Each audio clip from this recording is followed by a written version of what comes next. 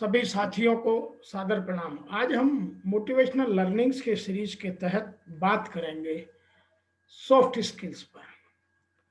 हमारे जीवन में टेक्निकल स्किल और सॉफ्ट स्किल दोनों का बहुत महत्व है।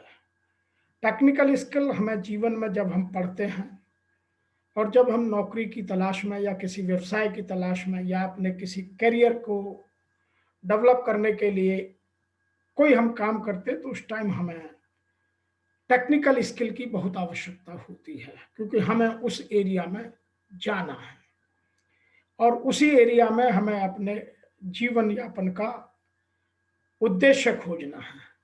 लेकिन यह भी आवश्यक है कि हमारी टेक्निकल दक्षताओं के साथ साथ टेक्निकल कॉम्पिटेंसीज के साथ सॉफ्ट स्किल का बहुत महत्व है, क्योंकि हमारे जीवन की 75% से अधिक से लेकर के 85% की हमारे जीवन में योगदान सॉफ्ट स्किल्स का है। और मैं तो यहाँ तक मानता हूँ कि जैसे जैसे आप सीनियर या उच्च पदों पर आसीन होते जाते हैं तो आपकी सॉफ्ट स्किल का भाग 90% तक पहुँच जाता है। केवल टेक्निकल स्किल आपकी 10 से 15% तक की रह जाती है। इसलिए हमें आज जानना बहुत आवश्यक है कि सॉफ्ट स्किल है क्या और उसको कैसे बढ़ाया जाए। तो प्रिय साथियों, अभी मैकेंजी ने एक स्टडी की और उसमें उसने कुछ सॉफ्ट स्किल्स को ढूंढा जो हमारे जीवन में, जो हमारे व्यावसायिक जीवन में, हमें नेतृत्व में बढ़ने में सहायक सिद्ध हो सकती हैं। तो सबसे पहले मैं सॉफ्ट स्किल्स की परिभाषा देता हूं। Soft skills which are commonly defined as non-technical skills that enable someone to interact effectively. There are two words, effectively and harmoniously with others, are vital to organizations and can impact culture, mindset, leadership, attitude, and behavior. These all are called soft skills. मैं आपको दोबारा बोल दूं, जिन चीजों से हम दूसरों के साथ असरदार तरीके से और समन्वय के तरीके से दूसरों के साथ बात कर सकें और जिनका हमारे जीवन में हमारी संस्कृति पर, हमारे सोचने की क्षमताओं पर, योग्यताओं पर, तरीकों पर, हमारे नेतृत्व की कुशलता पर, हमारे मनोदशा पर और हमारे व्यवहार पर जिनका अंतर पड़ता है, वह हमारे सब व्यवहार कुशलता, व्यवहार दक्षता, व्यवहार की स्किल सब सॉफ्ट स्किल्स कही जाती हैं। इनको मैकेंजी ने विस्तृत रूप से 6 भागों में बांटा है। यदि मुझे अपने जीवन में नेतृत्व विकास करना है, नेतृत्व का मतलब राजनीतिक लीडरशिप से नहीं है, यहाँ लीडरशिप का मतलब है मैं जिस भी क्षेत्र में हूँ उसमें यदि मुझे और आगे जाना है, अपने आप को और विकसित करना है और अपने आप को और उत्कृष्ट स्तर तक ले जाना है, उसके लिए जो मुझे काम करना पड़ेगा वह मेरी लीडरशिप क्वालिटीज कही जाती हैं। तो उन्होंने इनको इन 6 भागों में बांटा है। सबसे पहले कि हमारा जो लोगों से बातचीत करने का तरीका हो वह बहुत उत्कृष्ट लेवल का हो और हम लोगों के साथ अपनी बात कैसे मनवा पा सकते हैं, हाउ टू इम्प्रेस अदर्स, वह डिपेंड करता है हमारी नेगोशिएशन स्किल के साथ। तो हम अपने विचारों को दूसरों को कैसे मनवा सकते हैं, अपनी बातों को दूसरों को कैसे स्वीकार करा सकते हैं, उसके लिए advance communication and negotiation skill आना बहुत आवश्यक है।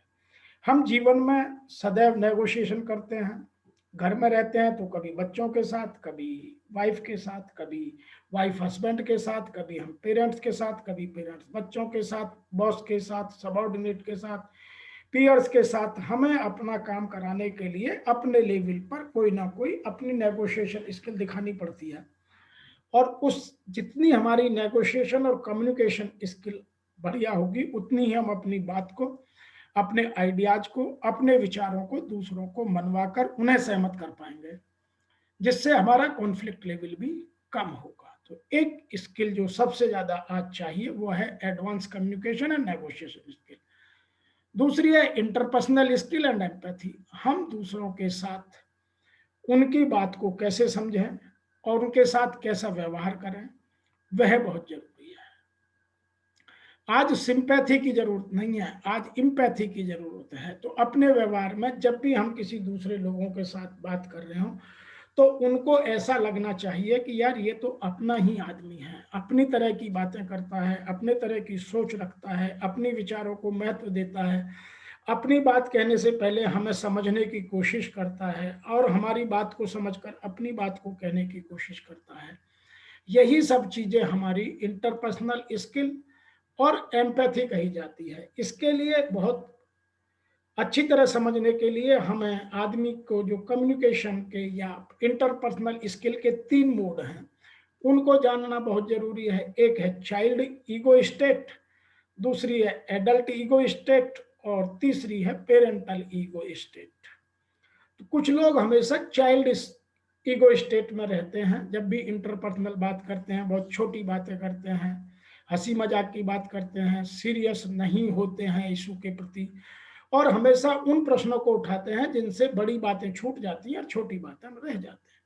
दूसरा है एडल्ट स्किल, वह अपनी बात को भी बड़ी दमदारी के साथ रखता है और दूसरे की बात को भी दमदारी के बाद सुनता है, उसका निदान खोजता है, उनके साथ अपनी क्षमताओं का, अपनी दक्षताओं का विकास करता है और उनकी भी दक्षताओं और क्षमताओं का विकास करता है, अपना भी जीवन स्तर बढ़ाता है और अपनी टीम के सभी लोगों को जिनके साथ बात करता है उनके भी जीवन स्तर को ऊपर उठाता है। तीसरा इसमें आता है एडल्ट ईगो स्टेट, जिसमें अभी हमने बात की। और जो नंबर 3 है वो है पेरेंटल ईगो स्टेट। हम सदैव पिता की तरह बात करते हैं, जैसे पिता अपने बेटे से बात करता है, अपने बच्चों से बात करता है, हम उस स्टेट में रहते हैं, यह करो यह मत करो। वह सदैव हमेशा पेरेंटल मोड में रहता है, यह करना ठीक है, यह करना ठीक नहीं है। अरे जब तक आप सबकी बात नहीं सुनेंगे तब तक आप उसकी बात को समझ करके अपने जीवन में नहीं लाएंगे तो आप एडल्ट टू एडल्ट कम्युनिकेशन और इंटरपर्सनल स्किल नहीं कर सकते। तो यह जानना बहुत जरूरी है। नंबर 3 है लीडरशिप एंड मैनेजमेंट, कि आप में नेतृत्व का विकास हो और प्रबंधकीय क्षमताओं का विकास हो। इसके लिए आपको लीडरशिप ट्रेट्स को फोकस करना पड़ेगा, उनको अपने अंदर जमा कर उनको विकसित कर और आगे ले जाना पड़ेगा। आज के वर्तमान युग में लोग ऐसा बोलते हैं कि आप अपनी वीकनेस पर फोकस मत कीजिए, वीकनेस को एक तरफ पार करके रखिए, लेकिन आप अपनी strength your strength, strengthen your strength का मतलब है कि आप अपनी जो ताकत है, जो आपके अच्छे पॉइंट है, जो आपके सकारात्मक गुण हैं उनको और बढ़ाइए। सकारात्मक नकारात्मक सब में होते हैं। आप नकारात्मक को पार करके रखिए, उन पर कंट्रोल रखिए, उनको नियंत्रित कीजिए, उनको संयमित कीजिए और अपने सकारात्मक गुणों को, सकारात्मक ट्रेट्स को, सकारात्मक बातों को और आगे बढ़ाइए। तभी आप लीडरशिप और मैनेजमेंट स्किल को आप आगे बढ़ा पाएंगे। नंबर 4 पर है एंटरप्रेन्योरशिप एंड इनिशिएटिव टेकिंग, कि आज की डेट में आपको जब तक एंटरप्रेन्योरशिप नहीं आएगी, एंटरप्रेन्योरशिप का मतलब है कि मैं जो भी काम कर रहा हूं उसमें मेरा और मेरे साथियों का क्या फायदा होगा, मैं खुद भी पॉजिटिव रहूं, मैं भी, इसको बोलते हैं विन विन सिचुएशन। और जब तक मैं विन विन सिचुएशन में नहीं रहूंगा तब तक विन लूज या लूज विन या लूज लूज सिचुएशन में रहने से कोई फायदा नहीं है। तो इसके लिए भी आपको सदैव विन विन सिचुएशन में रहना ही इंटरपर्सनल या एंटरप्रेन्योरशिप को आपको आगे बढ़ाने की कोशिश करनी चाहिए। जब तक आप विन विन सिचुएशन में नहीं आएंगे तो आपकी एंटरप्रेन्योरशिप स्किल या इनिशिएटिव स्किल आगे नहीं बढ़ेगी। इनिशिएटिव स्किल में आपको अपनी नेगोशिएशन स्किल, जो नंबर 1 में मैंने बात की, और कम्युनिकेशन स्किल बहुत स्ट्रांग चाहिए। यदि किसी को अपने एंटरप्रेन्योरशिप और इनिशिएटिव स्किल को आगे बढ़ाना है तो उसको अपने अंदर सहनशीलता तथा विचारों की उत्कृष्टता का होना बहुत आवश्यक है। नंबर 5 है एडेप्टेबिलिटी एंड कंटिन्यूअस लर्निंग। आप समाज में रोज कुछ ना कुछ बदलाव होता है, मेरे कंज्यूमर की नीड्स बदल रही हैं, मार्केट का स्टाइल बदल रहा है। इस कोविड ने सारे मार्केट को अलग तरीके से कर दिया है, डिजिटल मार्केट को ऊपर ला दिया है, बाकी मार्केट नीचे चले गए हैं। आज हमारी लाइफ में डिजिटलाइजेशन का बहुत महत्व बढ़ गया है। तो हमें जब तक नई चीज़ों को एडेप्टेबिलिटी नहीं होगी, स्वीकारता हमारे जीवन में नहीं होगी और हम रोजाना उन चीज़ों को नए तरीके से सीखेंगे नहीं, तो मार्केट में हम आउट ऑफ डेट होते चले जाएंगे। आज कंप्यूटर के युग में, आज डिजिटलाइजेशन के युग में चीजें इतनी तेजी से बदल रही हैं कि यदि हम अपने आप को नहीं बदलेंगे तो हम पीछे रह जाएंगे। आज जनरेशन गैप अब पहले की तरह 30 साल 40 साल बाद नहीं दिखता, अब जनरेशन गैप 10 साल में दिखने लगता है। तो यदि आपकी कंटिन्यूस लर्निंग और एडेप्टेबिलिटी हाई नहीं है तो आप अपनी उन सब सॉफ्ट स्किल्स को डेवलप करने में असमर्थ हो जाएंगे जिनकी आज आवश्यकता है। अतः आपको इन चीजों के लिए एडेप्टेबिलिटी और कंटिन्यूस लर्निंग को समझना और उनको आगे बढ़ाना। लर्निंग में मैं 3 चीजें हमेशा कहता हूं। सबसे पहले लर्न, फिर अनलर्न और फिर रीलर्न। जो आदमी इन 3 कलाओं में, इन 3 स्किल्स में माहिर नहीं होगा, उसकी सॉफ्ट स्किल्स डेवलप नहीं हो सकती। तो सबसे पहले आपको नई चीजें सीखना, जो चीजें आउट ऑफ डेट हो गई हैं या जिन चीजों की अब आपको आवश्यकता न रही है, क्योंकि आपकी कॉम्पिटेंसी बढ़ने से आपका समाज में पोजीशन, आपकी पद, आपकी प्रतिष्ठा बढ़ती है, तो आपकी कुछ चीजें पीछे रह जाती हैं, उनको छोड़ना, उनको त्यागना, उनको अपने से अलग करना। और फिर जब आप हायर पोजीशंस पर पहुंचते हैं या उच्च पदों पर पदासीन होते हैं या आपका बिजनेस छोटे से बड़ा हो जाता है, तो आपको कुछ नई कॉम्पिटेंसीज, कुछ नई चीजें लर्न करनी पड़ेंगी। इसलिए लर्निंग एजिलिटी में और कंटिन्यूस लर्निंग में इन 3 चीजों का समावेश सदैव रहना बहुत आवश्यक है। कंटिन्यूस लर्निंग, अनलर्निंग और रीलर्निंग। नंबर 6 है टीचिंग एंड ट्रेनिंग स्किल। दूसरों को अवगत कराना और उन्हें प्रशिक्षण देना, यह स्किल भी बहुत आवश्यक है, क्योंकि आप रोज नया विचार लेकर जब तक मार्केट में नहीं बेचेंगे और उसके लिए लोगों को तैयार नहीं करेंगे, अपनी बात समझाकर अपनी बातों का प्रशिक्षण, या जो अपना प्रोडक्ट है उसको आप ठीक से नहीं समझा पाएंगे, तो आप आज मार्केट में या आज के समाज में आप उत्कृष्टता की ओर नहीं बढ़ सकते। अतः आप में इन 6 स्किल्स का समावेश होना, इन 6 कैटेगरीज में बांटकर अपने आप को डेवलप करना बहुत आवश्यक है। अब सबसे प्रमुख मुद्दा आता है कि सॉफ्ट स्किल को बढ़ाया कैसे जाए।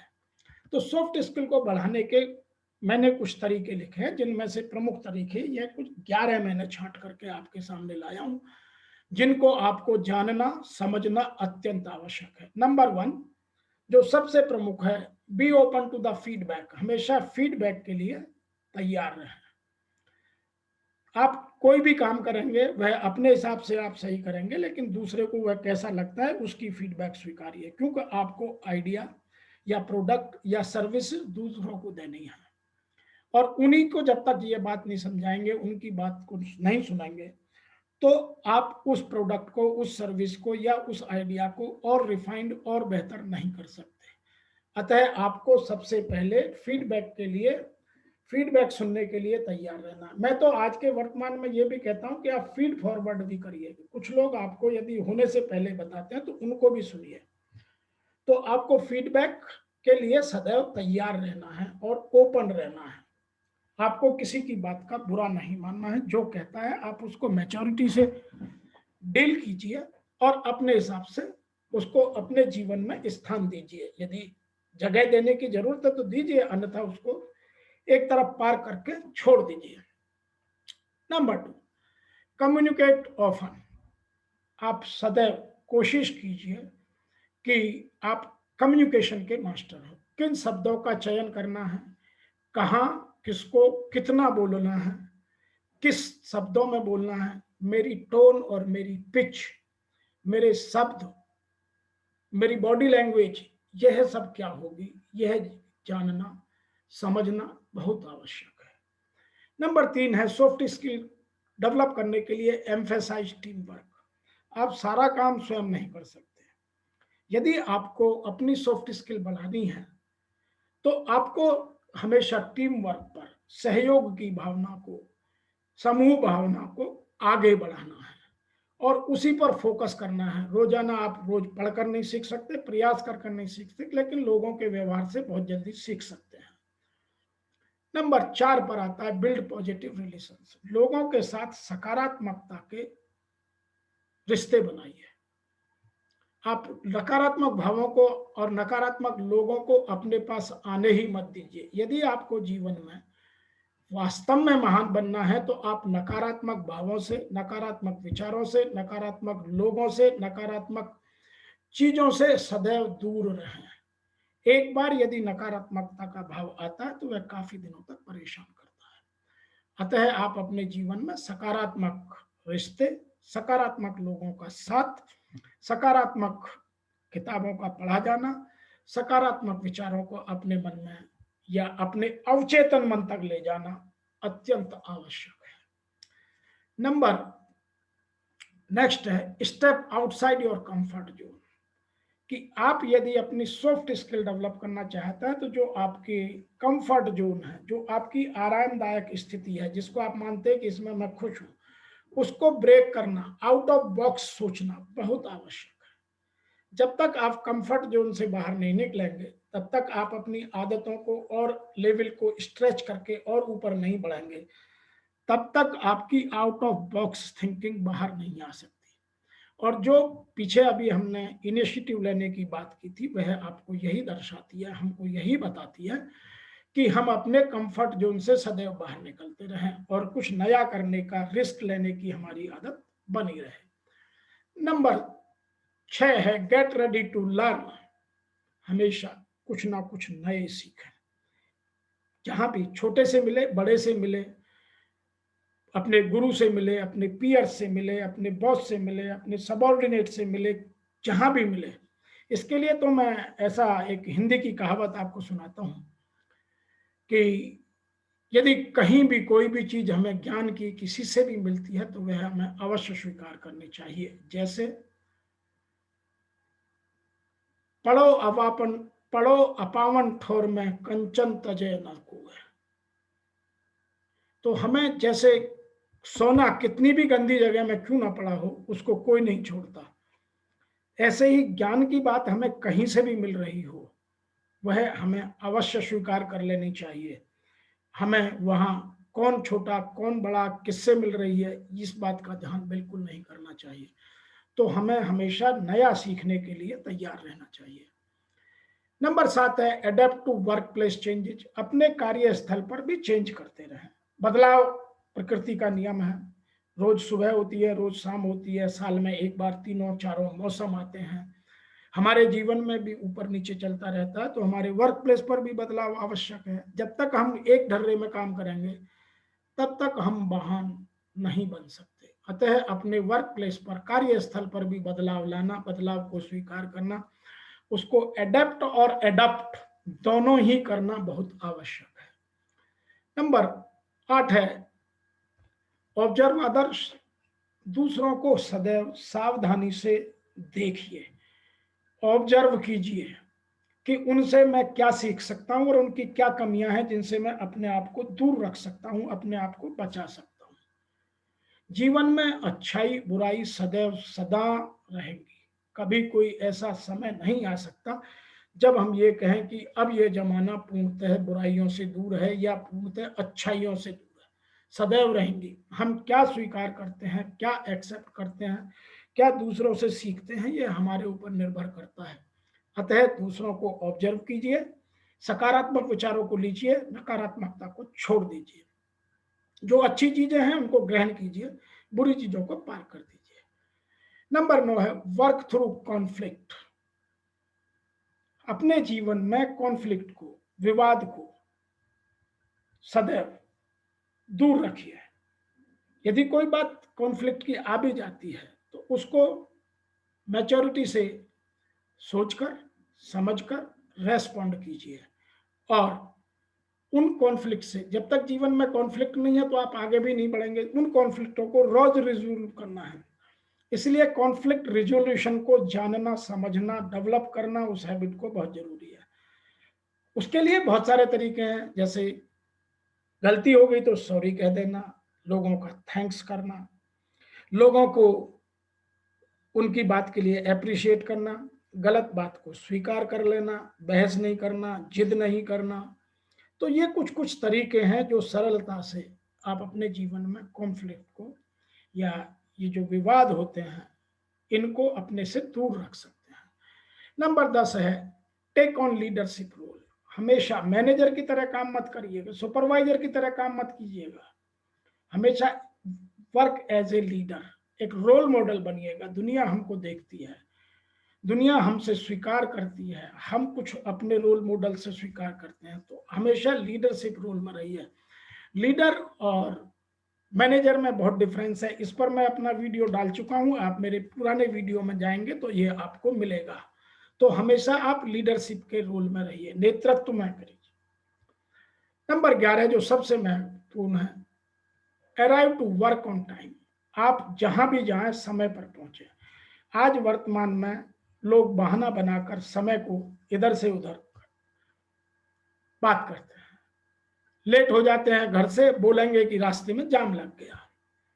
तो आप अपना टाइम मैनेजमेंट, इस पर भी मैंने वीडियो डाला है, वो भी आप देख सकते हैं। तो आप इन चीजों को अपने जीवन में यदि सकारात्मक विचारों के साथ और पूर्ण प्रयास करके बदलाव लाएंगे तो आपके जीवन को सफल बनने से कोई नहीं रोक सकता। और यह सॉफ्ट स्किल का जो भाग जो मैंने अपनी पहली स्लाइड में दिखाया, जो 85% से लेकर के 90% तक हमारी सफलता में सहायक सिद्ध होता है, वह यही 11 चीजों से हम अपने सॉफ्ट स्किल्स को बढ़ा सकते हैं। आज के वीडियो में इतना ही। आपका मेरे इस वीडियो को देखने का बहुत बहुत धन्यवाद। मैं आपसे निवेदन करता हूं कि मैं ऐसे वीडियो डालता रहता हूं।